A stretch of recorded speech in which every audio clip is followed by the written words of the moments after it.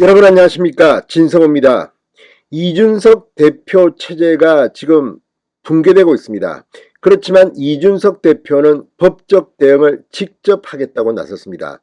자, 이런 가운데 서병수 전국위원회 의장은 어제 이 상임전국위원회를 연대 이어서 빠르면 9일 이 전국위원회를 열어서 당헌을 바꾸고 이 비대위 체제로 전환할 것을 의결할 것으로 보입니다. 자, 이런 가운데 이준석 대표가 법적 대응을 9일쯤 만약 하게 된다면 또 다른 국민의힘 내홍이 시작될 것 같습니다. 결과는 어떻게 될까요? 법조계는 조금씩 그 평가가 엇갈립니다. 자, 검사 출신인 홍준표 대구시장, 이준석의 법적 대응은 소용이 없을 것이라고 전망하면서 방금 전 이준석 대표에게 충고를 하나 했습니다. 자, 그동안 이준석 대표의 윤리위원회 징계에 대해서 많은 사람들이 조금씩 엇갈린 반응을 보였지만 지금 윤석열 대표의 지지율이 휘청거리는 현재 이준석 대표의 이런 당내 갈등이 길어지면 길어질수록 윤석열 대통령의 성공이 힘들어진다는 의견이 모아지고 있습니다. 실제 제 주변에서도 이야기를 들으면 이준석 대표를 그동안 좋게 말하던 사람들조차도 지금은 이제 이준석 대표가 결단할 때가 됐다는 말들을 합니다. 물론 젊은 층의 반응은 조금 또 다릅니다. 이준석이 뭐 잘못한 게 있느냐. 그렇지만 잘못한 게 없다고 단언할 수도 없습니다. 다만 문제는 법치라는 관점에서 볼 때 이준석은 억울한 면이 저는 있어 보입니다. 자, 그럼에도 불구하고 지금 이 상황에서 이준석이 또 법적 대응을 하고 이준석 대표를 지지하는 사람들이 윤석열 정부를 지금 비판하면서 상당히 힘들어질 것 같습니다. 이게 현실입니다. 정말 요즘 같아서는 윤석열 대통령이 취임하고 이제 막 문재인 정권의 적폐를 심판하고 변화시켜야 할 상황인데 윤 대통령의 지지율은 정말 예상 밖으로 낮게 나오고 윤석열 대통령실의 대응이나 지금 움직임도 조금 실망스럽기는 마찬가지입니다. 이제 석 달이 돼갑니다. 자, 이런 가운데 이준석 대표를 어찌할 것인가? 홍준표 대구시장이 방금 전 이준석에게 아주 센 발언을 했습니다. 진성호의 직설 시작합니다. 방송에 앞서 아직 진성호 방송의 구독자가 아니신 분은 붉은색 구독 버튼 눌러주십시오. 더 좋은 방송으로 보답하겠습니다. 자, 홍준표 시장이 방금 전 이준석 대표가 당 비상대책위원회 전환과 관련한 법적 대응 방침을 시사한 것과 관련해서 이렇게 말했습니다. 더 이상 당을 혼란케 하면 그건 분탕질에 불과하다. 지금 이준석 대표는 두 가지 측면을 따로 생각해야 됩니다. 하나는 법적 측면이고 또 하나는 정치적 측면입니다.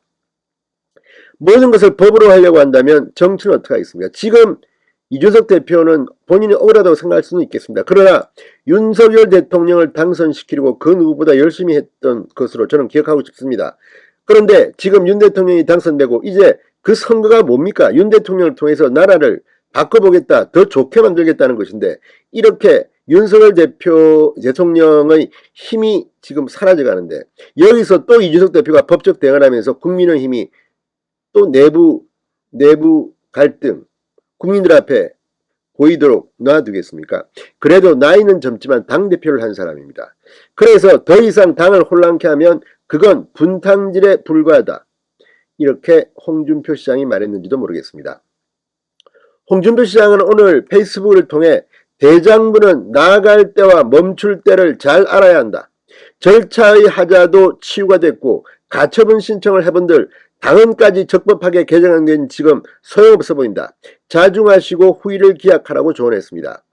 자, 홍준표 시장은 어제도 여태 이준석 대표 입장에서 중재해버리고 노력했으나 이제 그만두기로 했다. 그렇게 말했건만 참지 못하고 사사건건 그건으로 대응한 건 크나큰 잘못이다.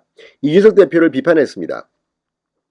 자, 이준석 대표는 어제 언론에 당 상임전국위원회가 비대위 전환을 추진한 데 대해 대응 방안과 관련해서 가처분은 무조건 한다고 보면 된다. 이렇게 답한 것으로 전해졌습니다.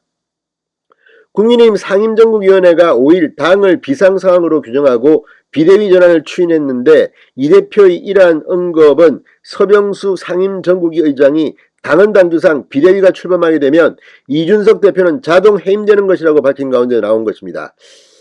자, 여기에 대해서 이준석 대표의 법적 대응이 법정에서는 이준석 편을 들을 것이라는 이런 판단도 있고, 지금 홍준표 시장 말처럼 이제 끝났다, 이준석 이제 안 된다. 응? 지금 절차 하자도 거의 치유가 됐고 가처분 신청을 해본들 당헌까지 적법하게 개정된 지금 소용없어 보인다, 자중하시라는 말처럼 이준석 대표의 법적 대응이 실패할 거라는 말도 있습니다. 그렇지만 더 중요한 것은 이준석 대표는 후일을 기약하라는 홍준표 시장의 말을 귀 기울일 필요가 있습니다. 지금 또 윤핵관을 거론하면서 공격을 하고 이렇게 하는 것이 도움이 될 것인가? 무엇보다 이런 것들이 이 공동 자멸이라는 겁니다. 함께 같이 가라앉는다는 겁니다. 지금 힘을 합쳐도 모자랄 판에 지금 윤 대통령의 지지율이 이렇게 허우적거리고 있는데 여기서 또 내부적으로 싸운다? 반대로 이야기하면 윤석열 대통령의 참모들은 지금 이준석 문제를 어떻게 핸들링할 것인지 참 답답해 보입니다. 이렇게밖에 못하는지. 자, 무엇보다도 정치라는 것은 현실입니다.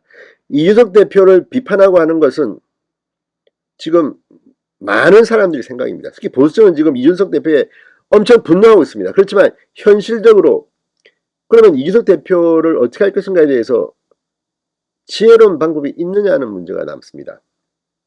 사실 이준석 대표가 지난 대통령 선거 기간 중에도 2번이나 가출을 하고 그렇게 해서 혼란을 준 것이 사실입니다. 윤석열 대통령 입장에서 인간적으로 볼 때 얼마나 미웠겠습니까? 자, 그럼에도 불구하고 그때 또다시 화합하고 해서 대통령 선거는 승리로 이끌었습니다. 이제 선거는 끝났습니다. 그렇지만 선거가 아닌 윤석열 대통령의 성공이 또 필요합니다. 여기서 이준석과 계속 이렇게 또 지난번 지금도 이준석 대표는 가출 상태 비슷한 그런 거로 저는 봅니다. 사실 이준석 대표 지난번에 가출하고 했을 때는 그렇게 저는 비판했지만 그 뒤에 대통령 선거에서 이길 때까지는 저는 이준석 대표의 공도 크다고 봅니다. 사실 저는 이준석 대표가 된 뒤 전화통화 한번 해본 적도 없습니다. 개인적으로 잘 알지도 못합니다. 그럼에도 불구하고 제 주변이나 제 나이 또래에서는 이준석을 참 싫어하고 비판을 많이 합니다만 젊은이들하고 이야기해보면 꼭 그렇지는 않습니다.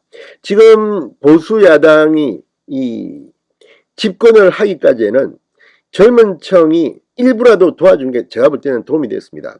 지금 국민의힘 이제 여당이 됐습니다. 여당이 성공하려면 젊은 층과 그 지지를 받는 게 중요합니다. 그래야 계속 집권을 할 수가 있습니다. 그렇다면 또 다른 해법은 없는 건지, 이준석은 계속 자기가 억울하다고 이렇게 계속 버티고 또 입을 열어서 또 윤핵관을 공격하고, 이게 과연 대표를 지내는 사람으로서 맞는 건지 한번 반성해 보기 바랍니다. 사실 이준석이라는 존재는 진짜 지금 계륵같이 됐을지도 모릅니다. 그렇지만 일정 부분 존재가 있습니다.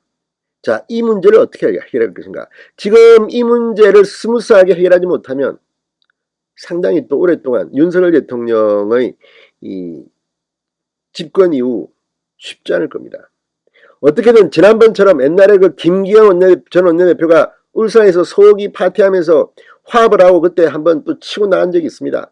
그런 반등의 계기는 없는 건지 아무튼 걱정이 많이 됩니다. 무엇보다 이준석 대표 스스로 좀 고민하고 반성하고 이번에는 본인도 좀 희생을 했으면 합니다.